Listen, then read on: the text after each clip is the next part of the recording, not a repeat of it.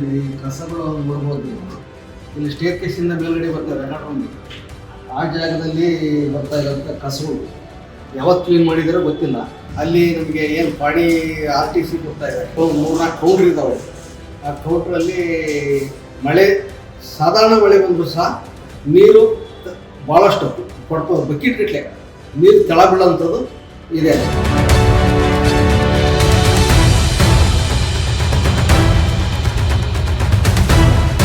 ನಮ್ಮ ತಹಶೀಲ್ದಾರ್ ಕೂರುವಂಥ ಕ್ಯಾಬಿನ್ ಏನಿದೆ ಇವತ್ತು ಹೈಫೈ ಆಗಿ ರೆಡಿಯಾಗಿದೆ. ಹಿಂದಿನ ತಹಶೀಲ್ದಾರ್ಗಿಂತಲೂ ಈಗ ಬಂದಿರೋ ತಹಶೀಲ್ದಾರ್ ಪುರಂದರ್ ಏನಿದ್ದಾರೆ ಭಾಳ ಒಂದು ಹೈಫೈ ಆಗಿ ರೆಡಿ ಮಾಡ್ಕೊಂಡಿದ್ದಾರೆ. ಆದರೆ ಇಲ್ಲಿ ಏನಾಗಿದೆ ಅಂದರೆ ಸುತ್ತಮುತ್ತ ಪರಿಸರಗಳನ್ನು ನೀವು ನೋಡಿದರೆ ಆ ಪರಿಸರಗಳು ನೋಡ್ಲಿಕ್ಕೆ ಆಗ್ತಲ್ಲ. ಯಾಕಂದ್ರೆ ಅದ್ರ ಬಗ್ಗೆ ಅವರಿಗೆ ಕಂಡಿದೆಯೋ ಬಿಟ್ಟಿದೋ ನನಗೆ ಗೊತ್ತಿಲ್ಲ. ಎಲ್ಲೆಂದ್ರಲ್ಲಿ ಕಸಗಳು ಸುಮಾರಾಗಿ ಮಾಧ್ಯಮದವರಿಗೆ ನಾವು ತೋರಿಸಿದ್ದೀವಿ. ಇಲ್ಲೆಲ್ಲ ಕಡೆನೂ ಎಲ್ಲಿ ಕಸ ಇದೆ ಏನಿದೆ ಅನ್ನೋದನ್ನು ನಾವು ತೋರಿಸಿದ್ದೀವಿ. ಉದಾಹರಣೆಗೆ ನಾನು ಇಲ್ಲಿ ನಿಂತಿದ್ದೀನಿ. ನಾನು ನಿಂತಿರೋ ಬಲಭಾಗದಲ್ಲಿ ಒಂದಿಷ್ಟು ಮರಗಳನ್ನು ಕಡ್ದು ಹಾಕಿದ್ದಾರೆ. ಅವನ್ನೆಲ್ಲ ಎಷ್ಟೋ ದಿನಗಳಿಂದ ನಾನು ನೋಡ್ತಾ ಇದ್ದೀನಿ, ಹೆಚ್ಚು ಕಮ್ಮಿ ಒಂದು 2-3 ತಿಂಗಳಿಂದ ನೋಡ್ತಾ ಇದ್ದೀನಿ. ಅದ್ರ ಬಗ್ಗೆ ನಮ್ಮ ತಹಶೀಲ್ದಾರಿಗೆ ಗಮನ ಇಲ್ಲ. ಯಾಕಂದ್ರೆ ಅದನ್ನೆಲ್ಲ ಕ್ಲೀನ್ ಮಾಡಿಸುವಂಥ ಒಂದು ಕೆಲಸ ಮಾಡಬೇಕು. ಹಾಗೆಯೇ ನೀವು ಎರಡುಗಡೆ ಸೈಡ್ ನೋಡಿದಾಗ ಇದು ತಾಲೂಕು ಆಫೀಸಿನ ಎದುರು ಭಾಗ. ಸಾರ್ವಜನಿಕರು ಸಾವಿರಾರು ಸಂಖ್ಯೆಯಲ್ಲಿ ಇದೇ ಜಾಗದಲ್ಲಿ ಪಾಣಿ ಮತ್ತು ಇತರೆ ದಾಖಲೆಗಳು ತೆಗಿಲಿಕ್ಕೆ ಅಲ್ಲಿ ಹೋಗ್ತಾ ಇದ್ದಾರೆ. ಆ ಜಾಗಗಳನ್ನು ನೀವು ನೋಡ್ಬೋದು, ಪಕ್ಕದಲ್ಲೇ ಇದೆ. ಈ ಥರದ್ದು ಎಲ್ಲೆಂದರಲ್ಲಿ ಆ ಗೋಡಿ ಸೈಡ್ನಲ್ಲಿ ಒಂದು ಈ ಬಳ್ಳಿಗಳೆಲ್ಲ ಹಮ್ಮಿಕೊಂಡಿರೋದು, ಅದೇ ನೆಟ್ವರ್ಕ್ ಒಂದು ಬುಟ್ಟಿ ಇದೆ, ಆ ಬುಟ್ಟಿಗೆಲ್ಲ ಹೋಗಿ ಸೇರ್ಕೊಂಡಿದೆ.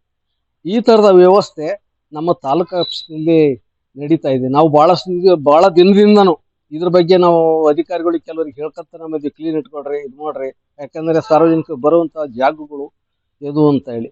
ಆಮೇಲೆ ಬೆಳಗ್ಗೆ ಇದನ್ನು ಕ್ಲೀನ್ ಮಾಡ್ತಾರೋ ಬಿಡ್ತಾರೋ ಗೊತ್ತಿಲ್ಲ. ಇದು ಪೂರ್ಣ ಪರಿಸರ, ಇದು ಮರ ಗಿಡಗಳಿಂದ ಒಣಗಲು ದರಗಲ ಎಲೆ ಏನು ಬಿಡಿದೆ ಎಲ್ಲೆಂದ್ರೆ ಅಲ್ಲಿ ಇಲ್ಲಿದೆ.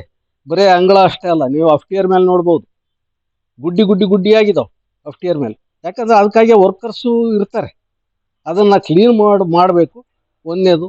ಎರಡನೇದಾಗಿ ಇವೆಲ್ಲ ಕಲ್ಲುಗಳು ಇತ್ತು, ಜನ ಅಡ್ಡಾಡುವಂಥದ್ದು, ವಯಸ್ಸಾದವರು ಅಡ್ಡಾಡುವಂಥದ್ದು ಇವೆಲ್ಲ ಇದ್ದಾವೆ. ಅವನ್ನೆಲ್ಲ ಕ್ಲೀನ್ ಮಾಡಿಸುವಂಥ ಕೆಲಸ ನಮ್ಮ ತಹಶೀಲ್ದಾರ್ ಪುರಂದರ್ ಮಾಡಬೇಕು. ಮಳೆ ಸೋರಿಕೆ ನೀವು ನೋಡ್ಬೋದು, ಸಣ್ಣ ಒಂದು ಮಳೆ ಬಂದರೂ ಸಾಕು.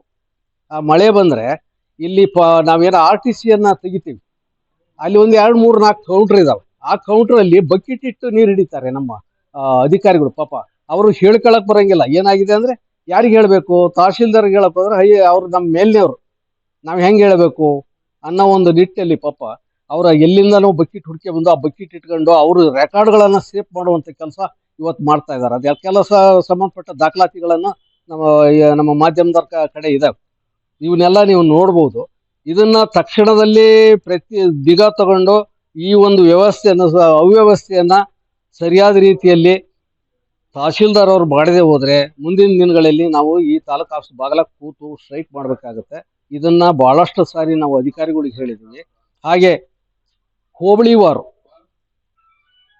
ಅಲ್ಲಿ ನಾಡ್ ಕಚೇರಿಗಳಲ್ಲಿ ಕೆಲವು ಪ್ರಿಂಟರ್ಸ್ಗಳಿಲ್ಲ. ಪ್ರಿಂಟರ್ಸ್ಗಳು ಇಲ್ದೇ ಅವರು ಮೇಲ್ ಮಾಡಿದ್ದಾರೆ. ಯಾರಿಗೆ ಮಾಡಬೇಕು? ಜಿಲ್ಲಾಧಿಕಾರಿಗಳಿಗೆ ಮಾಡಬೇಕು, ತಹಶೀಲ್ದಾರಿಗೆ ಮಾಡಬೇಕು.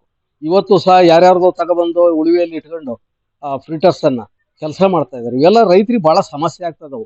ಯಾಕಂದ್ರೆ ಆ ಮೊಬೈಲಿಗೆ ಹಾಕ್ಕೊಂಡು ಮೊಬೈಲಿಂದ ಅದಕ್ಕೆ ಹಾಕಿ ಅದರಲ್ಲಿ ಕಾಫಿ ತೆಗೆಯೋದು ಭಾಳ ಕಷ್ಟ ಆಗ್ತಾಯಿದೆ. ಹಾಗಾಗಿ ಅವನ್ನೆಲ್ಲ ತಕ್ಷಣದಲ್ಲಿ ತಹಸೀಲ್ದಾರೇ ಇರ್ಬೋದು, ಉಪ ವಿಭಾಗಾಧಿಕಾರಿಗಳಾಗಿರ್ಬೋದು, DC ಅವರೇ ಆಗಿರ್ಬೋದು, ಎಲ್ಲೆಲ್ಲಿ ಏನು ಕೊರತೆ ಇದೆ ಅದನ್ನು ಸಲಕರಣೆಗಳನ್ನು ಕೊಡಿಸೋದ್ರ ಮೂಲಕ ರೈತರಿಗೆ ತಕ್ಷಣ ಆ ಒಂದು ದಾಖಲಾತಿಗಳು ಸಿಗುವಂಥ ಕೆಲಸವನ್ನು ಮಾಡಬೇಕು ಅಂತ ನಾನು ಹೇಳ್ಕೊಳ್ತಾ ಇದ್ದೀನಿ.